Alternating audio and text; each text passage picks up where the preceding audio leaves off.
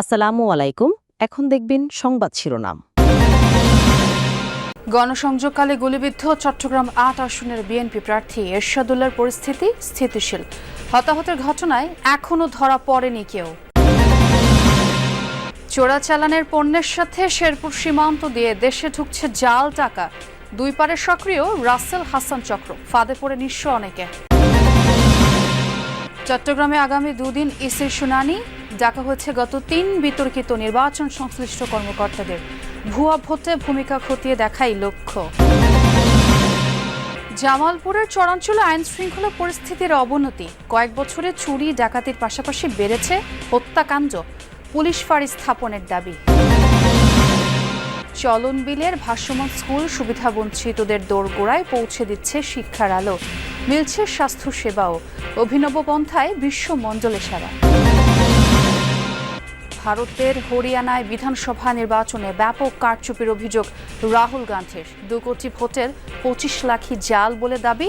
বানোয়াট বলছে কেন্দ্রের ক্ষমতাসীনরা। এতক্ষণ দেখছিলেন সংবাদ শিরোনাম, এখন দেখবেন বিস্তারিত। চট্টগ্রামের বায়েজিদ বোস্তামি এলাকায় গণসংযোগের সময় গুলিবিদ্ধ বিএনপি মনোনীত প্রার্থী এরশাদুল্লাহর পরিস্থিতি স্থিতিশীল রয়েছে। গুলিতে একজন নিহত ও আরও একজন আহত হওয়ার ঘটনায় এখনও কাউকে আটক করা যায়নি। হত্যাকাণ্ডের ব্যাপারে দ্রুত তদন্তের নির্দেশ দিয়েছেন প্রধান উপদেষ্টা। নিন্দা ও দ্রুত বিচার দাবি করেছেন বিএনপি মহাসচিব মির্জা ফখরুল ইসলাম আলমগীরও। এদিকে সারওয়ার বাবলার হত্যাকাণ্ডের ঘটনায় একটি রাজনৈতিক দলের ইন্ধন আছে এমন দাবি নিহতের স্বজনদের। বলছেন, বিদেশে থাকা শিবির ক্যাডার সাজ্জাদ প্রভাব বিস্তারকে কেন্দ্র করে সহযোগীদের দ্বারা এই হত্যাকাণ্ড ঘটিয়েছে।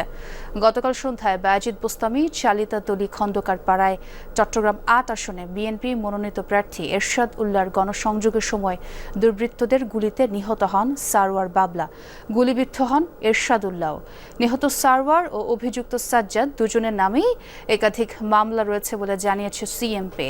গতকাল সন্ধ্যায় মাগরিবের নামাজ শেষে চালিতাতলী খন্দকার পাড়ায় চট্টগ্রাম ৮ আসনে বিএনপির প্রার্থী এরশাদুল্লাহ গণসংযোগের সময় চালানো হয়েছিল হামলা।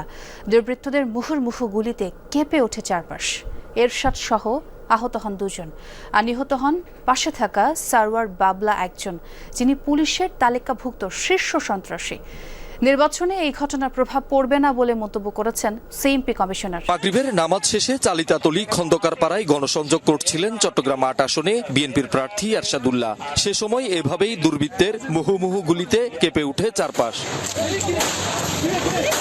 গুলিবিদ্ধ হন এরশাদুল্লাহ এবং তার পাশে থাকা সরোয়ার বাবলা ও শান্ত নামে আরো ২ জন। বাবলাকে রাস্তায় লুটিয়ে পড়ে থাকতে দেখা যায়। উদ্ধার করে ৩ জনকে এভার কেয়ার হাসপাতালে নেয়ার পর সরোয়ার বাবলাকে মৃত ঘোষণা করেন চিকিৎসক। গুলিবিদ্ধ এরশাদুল্লাহর অবস্থা শঙ্কামুক্ত বলে জানিয়েছেন চিকিৎসক। ঘটনার পর শত শত বিএনপি নেতাকর্মী হাসপাতাল চত্বরে ভিড় করেন। ঘটনার প্রত্যক্ষদর্শীদের দাবি, দুর্বৃত্তরা সরোয়ার বাবলাকে লক্ষ্য করে প্রায় ৮ রাউন্ড গুলি করলে পাশে থাকা এরশাদুল্লাহ ও শান্ত গুলিবিদ্ধ হন। বাবলা পুলিশের তালিকাভুক্ত সন্ত্রাসী। আরেক টপ টেরর সাজ্জাদের সাথে তার বিরোধ দীর্ঘদিনের। পূর্ব মসজিদে নামাজ পড়ছে, নামাজ পড়ে যখন ওনারা মানুষ জনসংঘ করতেছে, মানুষ সহ আসতেছে, ওই মুহূর্তে ফায়ার করতেছে। যারা ফায়ার করতেছে পুলিশ আছে, র্যাব আছে, ওরা তদন্ত করে বলতে পারবে যে এরা কারা ঘটনাগুলো ঘটাইছে। এরশাদুল্লাহ সাহেব এদের টার্গেট ছিলেন না। টার্গেট যে ছিল সে মারা গিয়েছে সরোয়ার বাবলার ক্রিমিনাল রেকর্ড ছিল, তারও ক্রিমিনাল হিস্ট্রি ছিল, আর যারা করেছে তাদেরও এরা প্রতিপক্ষ ছিল। সীমান্ত দিয়ে দেশে ঢুকছে জাল টাকা। দেখতে অবিকল আসল টাকার মতোই, হাতে ধরেও বোঝা যায় না। নোটগুলো আবার কচকচে নতুন নয়, দেখে মনে হবে কয়েক হাত ঘুরে আসা। এই চক্রের ফাঁদে পড়ে এরই মধ্যে নিঃস্ব হয়েছেন শেরপুরের হতদরিদ্র শাহিনা বেগম সহ অনেকেই। গেল ৫ মাসে এসব জাল নোট দেশে ঢুকেছে মাদক আর প্রসাধনী চোরাচালানের রুট দিয়ে। তাই বাংলাদেশ ব্যাংকের নির্দেশনা, সীমান্ত এলাকায় যেন বড় নোটের নগদ লেনদেন না করা হয়। শেরপুর জেলার ঝিনাইগাতি ও নালিতাবাড়ি সীমান্ত দিয়ে ঢুকছে চোরাচালান, সঙ্গে বাংলাদেশি টাকার জাল নোট। হাতে আসা তথ্য উপাত্ত খতিয়ে দেখা দরকার সরেজমিন, কতটা সত্য আর কতটা বাহুল্য। রহস্য ভেদ করতে খুঁজে বের করতে হবে ২ জনকে, একজন রাসেল, অন্যজন হাসান। ধরাছোঁয়ার বাইরেই থাকতে অভ্যস্ত তারা। অনেক চেষ্টা তদবিরের পর হাসানের সঙ্গে যোগাযোগ স্থাপন হলো হোয়াটসঅ্যাপে। পরিচয় গোপন করে জাল টাকার ক্রেতা আমরা। যে টাকাটা তৈরি হয় ইন্ডিয়ায়, ওই মালটা নিতে চান তাহলে 36,000 টাকা করে লাগে পড়বে। এটা আমাদের এখনো লং টাইম আমাদের কাছে পাবেন, অল টাইম। যতদিন না ধরা পড়ে মানে ইন্ডিয়ান লোক কতদিন আপনি পাইতে থাকবেন। ইন্ডিয়ানরা আপনি ব্যাংক পর্যন্ত চালাতে পারবেন, ব্যাংকেরও বাপের ক্ষমতা নাই যে ধরার মতো। এই যে এরকম সুতা থাকবে ভাই, এই যে এরকম দেখছেন, এই যে চিলচিল করতেছে এরকম। ওপাশ থেকে পাঠানো হয় জাল টাকার ভিডিও। এগুলো অন্য ভিডিও কিনা বা এআই দিয়ে বানানো কিনা বোঝা মুশকিল। কিছু জাল টাকার স্যাম্পল পেলে আরেকটু এগোবে অনুসন্ধান। স্যাম্পলের জন্য অ্যাডভান্স দিতে হবে হাসানের প্রতিনিধিকে। তার চাওয়া অনুযায়ী চলতে হচ্ছে আমাদের। এটা হচ্ছে বিকাশ পার্সোনাল নাম্বার, এটাতে টাকা পাঠিয়ে লাস্ট নাম্বারটা বলবেন। অ্যাডভান্স পেয়ে স্যাম্পল রিসিভ করার লোকেশন জানালেন তারা। তবে এটি এলো অন্য আরেকটি নম্বর থেকে। যে বুঝে নেবেন তার ছবিও পাঠাতে হলো তাদের, কিন্তু এতেও কাজ হলো না। নির্ধারিত দিনে লোকেশনে গিয়ে পাওয়া গেল না কাউকে। পরের দিন বদলালেন 3টি স্থান। শেষমেশ ধৈর্য দেখে একজন দ্রুত চলে গেলেন 1000 টাকার কয়েকটি জাল নোট ধরিয়ে দিয়ে। চলন বিলে পানি বেষ্টিত অঞ্চলে শিক্ষার আলো ছড়াচ্ছে ভাসমান নৌকা স্কুল, পাঠাগার ও প্রশিক্ষণ সেন্টার। পাশাপাশি দেয়া হচ্ছে স্বাস্থ্য সেবাও।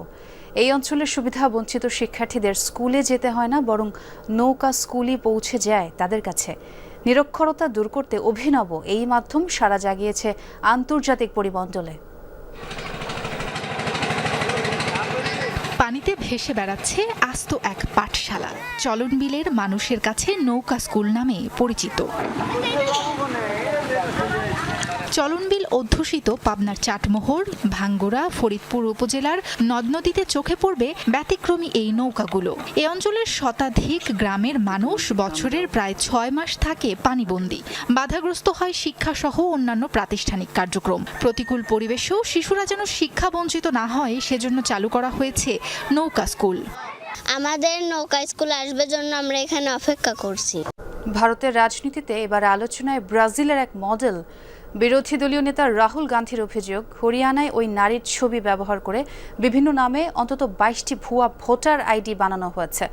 রাজ্যটির সবশেষ বিধানসভা নির্বাচনে ব্যাপক কারচুপির অভিযোগও তুলেছেন রাহুল গান্ধী। তার দাবি, সেখানে মোট 2 কোটি ভোটের মধ্যে 25 লাখই ছিল জাল।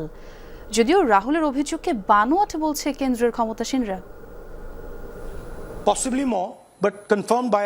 ভারতের বিরোধী দলীয় নেতা রাহুল গান্ধীর আলোচিত বোমা দিল্লিতে সংবাদ সম্মেলন ডেকে বিজেপি শাসিত কেন্দ্রীয় সরকার ও নির্বাচন কমিশনের বিরুদ্ধে তোলেন ভোট চুরির বিস্ফোরক সব অভিযোগ, যার সপক্ষে উপস্থাপন করেন বিভিন্ন তথ্য প্রমাণ।